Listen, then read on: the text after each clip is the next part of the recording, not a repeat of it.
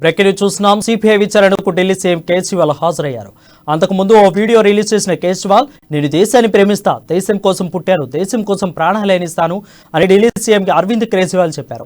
CPI అడిగే ప్రతి ప్రశ్నకు తాను నిజాయితీగా సమాధానం చెప్తానని, ఎందుకంటే తాను ఏ తప్పు చేయలేదని కేజ్రీవాల్ తెలిపారు. ఎన్నిసార్లు విచారణకు పిలిచినా వస్తానన్నారు. నన్ను సిపిఐ అరెస్ట్ చేస్తుందంటూ బీజేపీ ప్రచారం చేస్తుంది, జైల్లో పెడతానని పదే పదే బెదిరిస్తున్నారు. కేజ్రీవాల్ అరెస్ట్ చేయాలని కూడా సిపిఐకి బీజేపీ ఆదేశాలు ఇచ్చి ఉండొచ్చు అని కేజ్రీవాల్ ఆరోపించారు. నేను గత 8 ఏళ్లలో ఢిల్లీని అభివృద్ధి చేసి చూపించానని, 30 ఏళ్లలో గుజరాత్ను ఏమి అభివృద్ధి చేశారో చెప్పాలని ప్రశ్నించారు. బీజేపీ అధికార అహంకారంతో వ్యవహరిస్తుంది, తన మాట వినకపోతే జైల్లో పెడతాననేలా వ్యవహరిస్తుంది. తప్పు చేయకుండా రాజకీయ నాయకులు, మీడియా, ప్రజలు ఎవరైనా సరే ముందుకు బెదిరిస్తారు, మాట వినిపోతే జైల్లో వేస్తారని విమర్శలు చేశారు. ఢిల్లీ లిక్కర్ స్కామ్ కేసు విచారణకు ఈ నెల 16న హాజరు కావాలంటూ కేజ్రీవాల్ కు సిబిఐ ఇటీవల నోటీసులు పంపింది. కేజ్రీవాల్ విచారించనున్న నేపథ్యంలో సిబిఐ సెంట్రల్ ఆఫీసు వద్ద భారీ బందోబస్తు పోలీసులు ఏర్పాటు చేశారు. ఈ మేరకు ఉదయం 11 గంటలకు సిబిఐ ఆఫీసుకు కేజ్రీవాల్ చేరుకున్నారు.